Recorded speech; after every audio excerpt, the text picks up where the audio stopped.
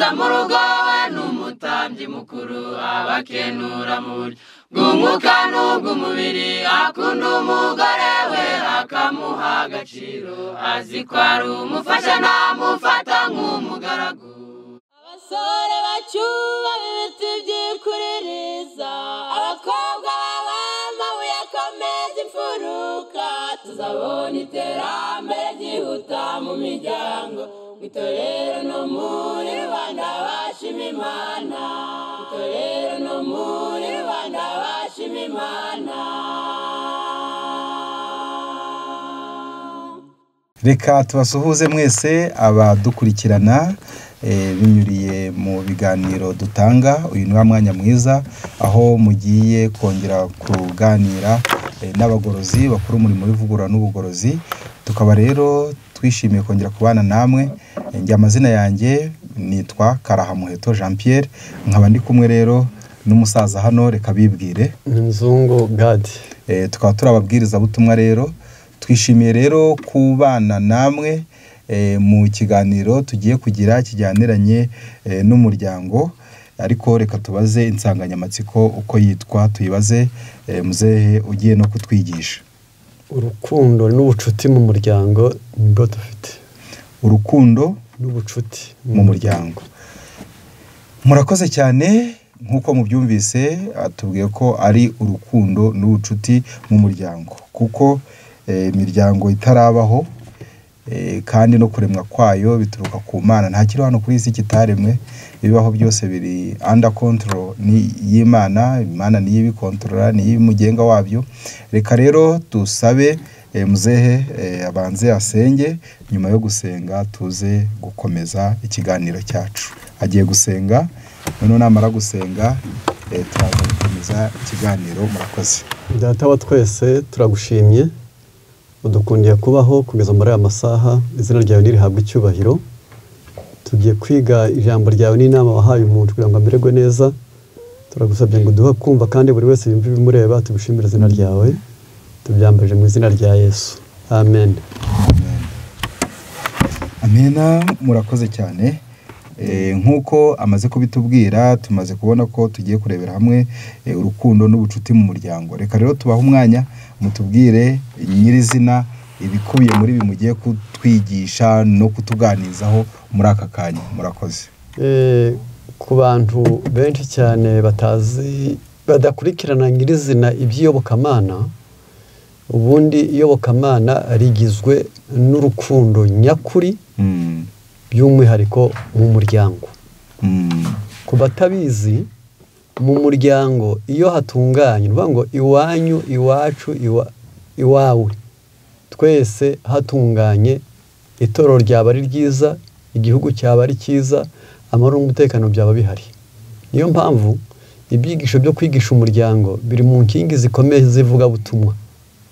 Noneho ku bw'ibyo icyo turi bwiteho cyane ni urukundo n'ubucuti mu muryango. Turatanga ibyitegererezo bibiri muri Bibiliya. Igihe Imana yari imaze kurema Adamu, yavuze ijambo rimwe ngo si byiza ko uyu muntu aba wenyine. Kubaho k'umugore kwari ukumarira umugabo. Noneho ubwo yari amaze guhabwa uwo mwanya wo kumarira umugabo, umugabo nawe abibonye mu bwenge bwe butari bwari bwatokorwa ngo buhure n'inzoga n'itabi n'ibindi biyobyabwenge n'intambara n'ibihombo n'ubukene, nawe yaravuze ati uyu nakara ko mu mara yanjye ni igufa ryo mu magufa yanjye. Ni Itangiriro 2 umurongo wa 18 kugeza 21.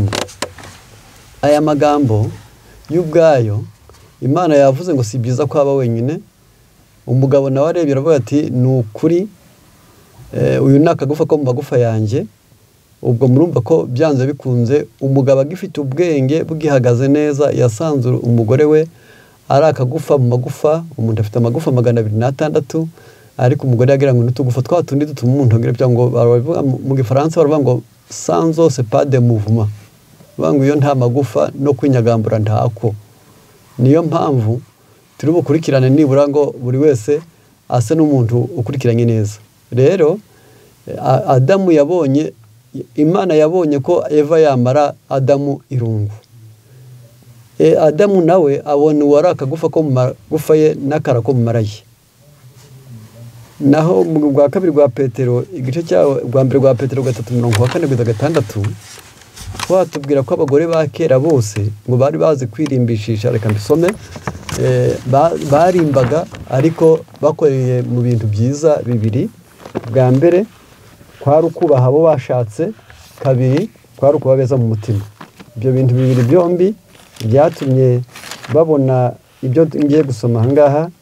Haranditse hagira hati 4, ahubwo ubu w'imbere uhishwa mu mutima, umurimbo utangirika w'umwuka ufite ubugwaneza n'amahoro, ni wowe w'igiciro cyinshi mu maso y'Imana. 5, abagore bera ba kera biringiraga Imana, niko birimbishaga bakagandukira abagabo babo, nkuko Sara yumviraga Aburahamu akamwita umutware we. Namwe muri abana b'uwo, niba mukora neza ntimugira ubwoba buhamo. Urumva ko iyi ngingo tutari butindeho cyane. Abagore ba kera aho kwihutira kureba ku musatsi, ku nzara, ku myenda, guhora kwa tayeri, yarangiza ngo babohisha imisatsi kandi bakanisha imyenda, ahubwo bari bafite umurimbo w'imbere mu mutima. Uwo murimbo w'imbere mu mutima ngo wari ubugwaneza n'amahoro. Gushaka amahoro mu muryango, gushaka ineza mu muryango, gushaka ubwumvikane mu muryango, gushaka umushyikirano mu muryango, ni icyabo bagore ba kera baharaniraga, maze amahoro akaboneka mu muryango. Niwo wari umurimbo rero uruta kwambara ibishya, ibigezweho, mode, yarangiza ibyo byose ukeka, ariko imbere mu mutima nta kirimo. Abakera ntabwo ariko bari bari. Murakoze cyane. Reka tuvuge kuri iki. Birashaka kuvuga ko noneho urukundo n'ubushuti bikwiriye kubagarirwa, ariko umuntu yitayeho akajya mu mirimbo, kwirebaho umusatsi we, imitako ye, ibyo bishobora kugabanya rwa rukundo noneho n'ubucuti mu miryango iri hano kuri iyi si. Kuri benshi kwiyitaho kwatuma uteka bwisha, kwiyitaho kwatuma ubyuka kare kare, umugabo akagaburirwa n'umukozi, yarangiza abana bashobora gutakara aho ngaho. Kwiyitaho buri magufi haba haje mu cyo bita egoisme secret. Noneho kubw'ibyo uwo ukunda rero aguhora mu bwenge, wanga inzara ye, ukanga inyota ye, ukanga umuruho we, ukanga irungu rye. Niyo mpamvu rimwe na rimwe wiyitayeho cyane, amaherezo yakwibuka ari wenyine. Kuri wenyine. Hari ahantu muvuze ku bijyaniranye no kwirimbisha, kwirimbisha kw'ababyeyi cyangwa se kw'igitsina gore, mubivuzeho mu bijyaniranye n'umurimbo bari bakwiriye kugira imbere, ko ari umurimbo w'urukundo. Ariko nkuko n'ubundi mu nsanganyamatsiko binarimo, ko hariho ubucuti ndetse mu muryango ndetse n'urukundo, ariko urukundo ngira ngo narwo hari ibyo rurebaho nubwo rutareba kuba inyuma. Nkavuga nti se umurimbo wundi w'abadamu ukwiriye kugarukira he? Ni ukuri ntabwo bakwiriye kuba abanyamwanda, ntibakwiriye no kwambara nabi, ntibakwiriye no gusokoza nabi, yego, ariko bikwiriye kwirinda agakabyo, ibyo bita excès. Yarangiza agakabyo, siga ku munwa, kuraho ingohe, umusatsi boha mu gitondo, shyiraho umusengo nimugoroba, shyiraho umwerejo, ejo muri n'umuhondo, ejo muri n'umutuku, yarangiza byaba bibayemo no gusesagura. Ahanini cyane.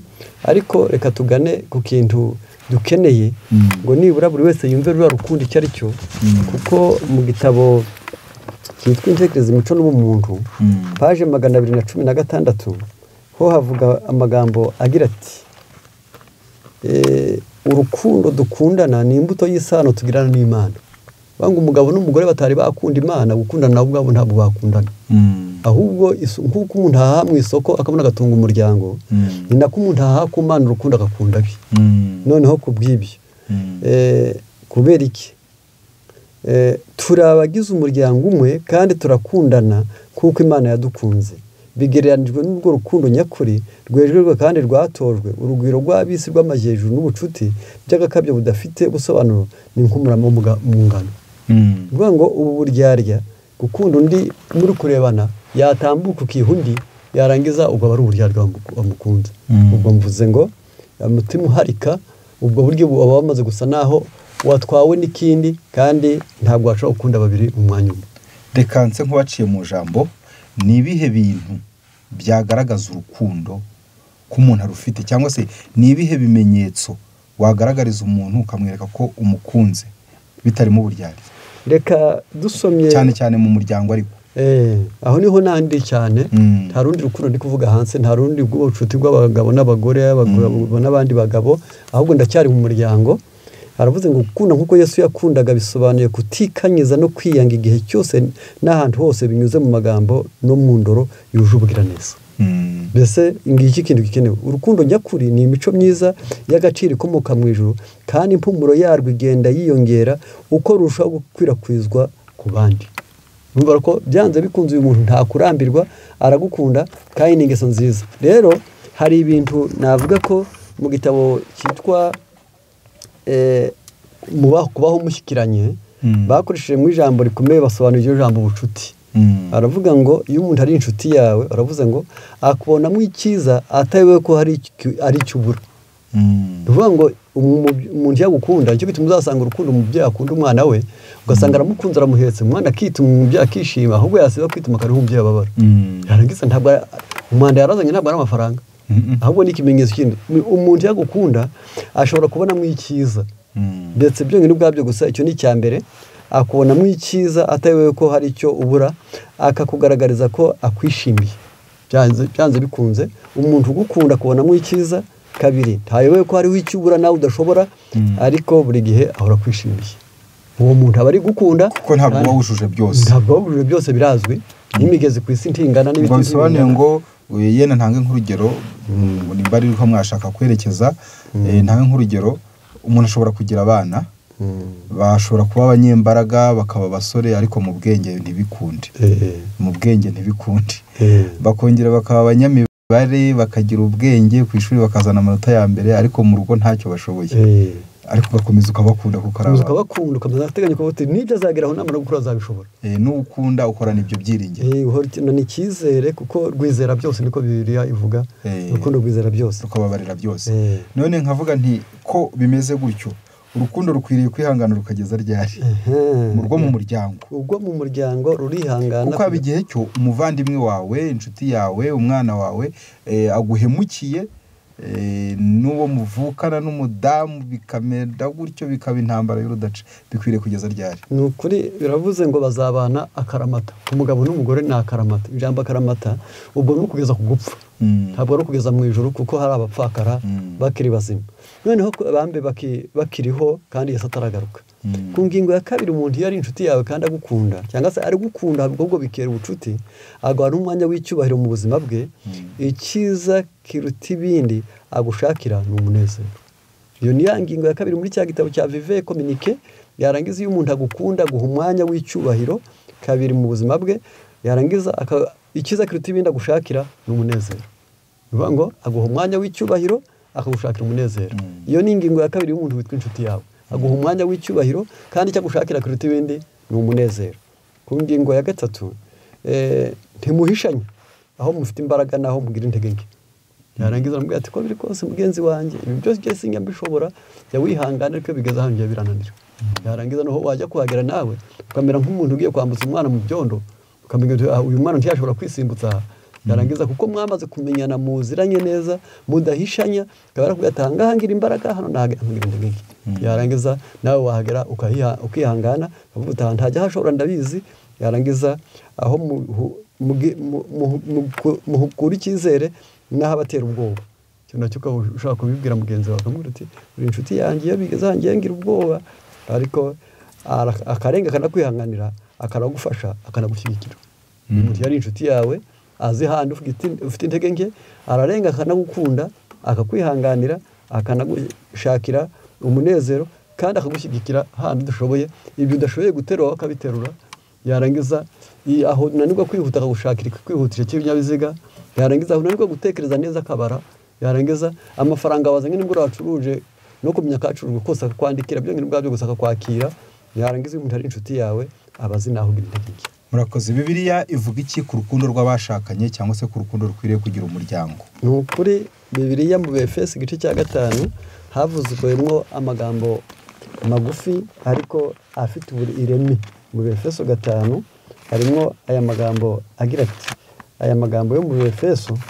igice cyaho cya 5 Pawulo yavuze aya magambo abwira umugore ati bagore mugandukira abagabo banyu nk'uko mugandukira umwami wacu naho umurongo wa 25 bagabo mukunda abagore banyu nkuko Kristo yakunze itorero akaryitangira. Umurongo wa 28 uko niko abagabo bakwiriye gukunda abagore babo nk'imibiri yabo. Kunda umugore we aba yikunda. Ubwo mu yandi magambo ni nkaho muri abango mbese narwaye amara nkagira impatwe nayihata imikati n'amata ngo nkuko byagira hemorrhoid ubwo bijya bindushya. Ntabwo bishoboka. Ntabwo naba narwaye igifu ngo ngo ndagihata impungure zumye n'ibindi byo kurya bikakaye. Ahubwo ko urugingo rwanjye buri gihe iyo rufite intege nke ngomba gushaka ibirufasha. Uko niko umugabo n'umugore bakwiriye kuba bakamenya neza ngo uyu harahananirwa uyu harahananirwa nzajya mpakora ntamuhase kuko nzi ku rugingo rwanjye aho kuri iyo ngingo rurwaye. Birashoboka bitewe n'iherekanyamurage, bitewe n'ibyo bitindemano, bitewe n'imirire, bitewe n'uburezi, bitewe n'akarere, bitewe n'igihe umuntu ashobora kugira ibyo bita faiblesse zimene cyangwa se iyo ni intege nke za kimuntu. Hakaba naho umuntu agira icyo bita nature pécheresse arangiza akaba gukora icyaha mbese bikorohera byonyine ubwabyo gusa. Ariko kuko aba ari urugingo rwawe ukamwihanganira, tumukubita, tumwirukankaho, tufuza kumwandagaza, tuhora mu manza, ahubwo uravuga ati uru rugingo rwanjye nakunze hari icyo rubura. Muri Bibiliya hagaragaye ingingo ebyiri. Izi ngingo hagaragaye ko umugore akwiriye kuganduka. Harongera hagaragaza nanone ko umugabo akwiriye gukunda umugore nk'uko yikunda. Muri izi nshingano uko ari ebyiri nihe nshingano iremereye kuruta izindi? Ni ukuri urebye wahawe ikikomeye kuruta ikindi. Ubihereye no mu ntangiro umugabo yarabwiwe ngo we wenyine aha umufasha. Kije gufasha rero ntabwo wagisaba umusaruro ungana n'urugufashwa. Ufashwa niwe ugomba gukora byinshi. Bisobanuye ngo gukunda bikomeye kuruta kuganduka. Kuganduka ni ugutegekwa ukabyishimira. Ariko gukunda ni ugupanga ikizatuma cya kindi kidakora ngo kinanirwe, kitagwa agacuho, kiticwa n'inzara, kiticwa n'inyota. Niyo mpamvu umugabo yiswe umutwe. Ubwo umusaruro wose wo mu muryango ukomoka mu mutwe w'umugabo. Murakoze. Ariko reka tugaruke kuri iki ngiki. Ese hari ibishobora kwangiza urukundo rw'umuryango? Urukundo rw'umuryango hari icyarwangiza n'ubucuti bugacika? Ku bantu ngingo batabye nubwo ibitabo byo biratubwira ngo l'amour ne meurt pas. Iyo umuntu wamukunze ntabwo urukundo byarupfa. Ahubwo hariho ibyo navuga ngo bihubuka abantu bagasana bakundanye kandi urukundo rutarimo. Noneho byo ngibyo gusa kwabibonye hari igihe k'abahinzi hari igihe uhinga ibigori kikaza kigaheka ariko nta kigori kirimo. Noneho hari igihe nabo abagabo n'abagore benshi cyane bashingiranwa ariko bagashingiranwa imbuto ya nyiramwo graine y'urukundo nta yari igeze bamwe. Ahubwo ni uburanga yabonye, ni uburebure yabonye, ni amafaranga yabonye, ni uko imyaka yari imujyanye, yarangiza ubwo wenyine agasa n'ugukunze ariko atari cyakunze ahubwo afite ikindi. Akunze cya kindi wowe utarimo. Nukibura azaguta kuko inkweto itamukuye azahita. Byo ngiro ubwabyo gusa. Nkuko inkweto itagukuye urahita. Niko bivuze. Noneho kubw'ibyo aha rero hari ibintu muri iki gitabo havuga neza ko hari ibintu 10 bishobora gutuma urugo ruba rubi. Baravuze ngo ni 10 principaux motifs de rupture conjugale. Impamvu 10 zishobora gutuma haba igikomere cyangwa se ingo zikomereka cyangwa se zigatana. Baravuze ngo ni ikiganiro inshyuro imvugo mbi mu muryango umugabo n'umugore batabwirana neza. Kabiri ni ukudasangira inyungu n'icyerekezo. Umugabo n'umugore umwe anyuze ngo imyenda undi atewe ya parcelle undi akavuga ati reka parcelle ahubwo guri gare yarangiza umwe akaba byo bita divergence d'opinion. Kumva ibintu kimwe bikananirana n'icyo umwe yungutse ntabwira udakamuhisha. Reka buri wese agahisha yarangiza ukaba ushobora kuburara umugore yacuruje cyangwa ukicwa n'inyota umugabo yahembwe. Ibyo bijya bisenya ingo. Icya kabiri ni ukutishimira. Icya gatatu ni ukutishimirana. Icya kane ni uguhemukirana. Icya gatanu ni ukutongera byanze bikunze ngo abantu bumve ko bashobora kwicara hamwe bakishimirana. Ku ngingo ya gatanu ni amafaranga. Ya gatandatu ni amafaranga. Ku ngingo ya karindwi ni ugupfa abantu. Byongera ubwabyo gusa bahari mukabipfa cyangwa badahari nabwo mukabipfa. Yarangiza mukabizizanya. Noneho ku ngingo ya 8 ni inzoga nazo ziyazisenya ingo. umuntu ashobora kwicara yarangiza aho kugira ngo arangirize ahembe yibuke ko umwana aziga yibuke ko inzu izarihwa ahubwo akajya muri kabari yarangiza bishobora gusenya ibyo nubwo mvuze ngo umugabo kujya muri kabari ariko n'abagore hariho benshi cyane bajya muri kabari rwose yarangiza bamuhaye guhaha akanyuza iyo bamwe n'izibiti z'abagabo ku ngingo ya 9 aravuze ngo ni igihe umwe muri bo yumva uburenganzira bwe bugomba gusumba ubwa mugenzi we droit uburenganzira bwawe ukumva ko ari wowe ugomba kuzirikanwa cyane n'undi akumva agomba kuzirikanwa cyane kikaba ikibazo rero byanze bikunze muri cya gitabo twasomaga page 217 bakoreshejemo ijambo navuga ko buri wese yakwitaho kandi akanazirikana haranditse ngo urukundo ruhuza imitima mwimenyereze gukundana no kwihanganirana nibwo gushyingiranwa kwanyu kuzaba itangiriro ry'umunezero aho ku iherezo ryarwo ubushyuhe bw'ubucuti nyakuri n'urukundo ruhuza imitima ibiri ubundi ubushyuhe bw'ubucuti nyakuri ni urukundo ruhuza ya mitima ibiri noneho kubw'ibyo ati ni umusogongero w'umunezero w'ijuru iyo abagabo n'abagore bakundanye aba ari wo musogongero w'umunezero w'ijuru buri wese agomba gukunda mbere y'uko asaba gukundwa noneho kubw'ibyo aba ari ikosa ribi mu muryango iyo buri wese yumva ko ari we wakundwa ahubwo ugomba guharanira gukundwa ingingo ya 10 isenya urugo ni iyo umuntu yavutse iyo ba nyirabana bashyingiranywe bivuze ngo iwabo w'umukobwa bashatse kuyobora rwa rugo cyangwa iwabo w'umuhungu bashatse kuyobora rwa rugo nazo zirasenyuka ni ingingo 10 zituma ingo nyinshi zisenyuka reka njye ku ngingo ya 4 rero y'ubucuti kuko kwari gusubiza ikibazo mbe n'ibiki bisenya ingo n'ubucuti ngarutse ku bucuti rero iyo umuntu ari inshuti yawe agutega amatwi yumva amakuru ntayavuga ukundi icyo ni ikintu gikomeye cyane agutega amatwi kandi wavuga yarangiza ngo nibuka nk'umuntu umwe mugihe uwo bashakanye aramubwira ati ngwino ukarabe wari umuco w'Abanyarwanda ko abantu bakubwiye ngo ngwino urye babanza kuvuga ngo ngwino ukarabe mu birere bimwe na bimwe avuga ati ngwino ukarabe ngo zindye ijambo gukaraba ngo mbe ukarabe zikurye yarangiza ubwo n'inkoni arunda atera nugurire kugira ngo uze kurya byongera ubwabyo ariko ubwo amagambo yarayahinduye ukundi niyo mpamvu iyo umuntu ari inshuti yawe agutega amatwi amakuru akayumva umubwiye ariko ntayavuga ukundi cyangwa yahindure mu ngingo ya 5 y'ubucuti ahora yiteguye kukubabarira atabanje kukwandagaza iyo umuntu ari inshuti yawe akuba yiteguye kukubabarira ariko anabona abandi baje akayicecekera batamubaza ngo mbe byari bigenze bite ngo avuge atagera kwa nyina ngo avuga ko yabonye kose atagera kwa se ngo avuga ko yabonye kose atabwira adashaka umuntu agatatu hagati y'abantu b'inshuti Imana niyo mpamvu ku ngingo ya 6 tigera gusuzuguza ntabwo yagusuzuguza mu bandi ahora yishaka yashobora no gukongorera izo nshuti zawe zije nzigire ndi mbwira uko ndi bwifate kugira ngo ntaza kubabaza inshuti zawe yarangiza ubwo nta gusuzuguza mu bandi icyo gituma mu migani 12:4 hatubwiramo amagambo maremare atubwira ngo umugore w'imico myiza ni ikamba ry'umugabo we mvuga ngo byonyine ubwabyo gusa urisomye byonyine ubwabyo kumva Bibiliya kandi banayikunda Bibiliya burya ishingiye ku bintu byinshi cyane ariko byerekeza ku muryango mu migani rero 12 harimo aya magambo agira ati murongo wa 4 umugore w'ingeso nziza abera umugabo w'ikamba ariko ukoze isoni ni nk'umuhungu kiri mu magufa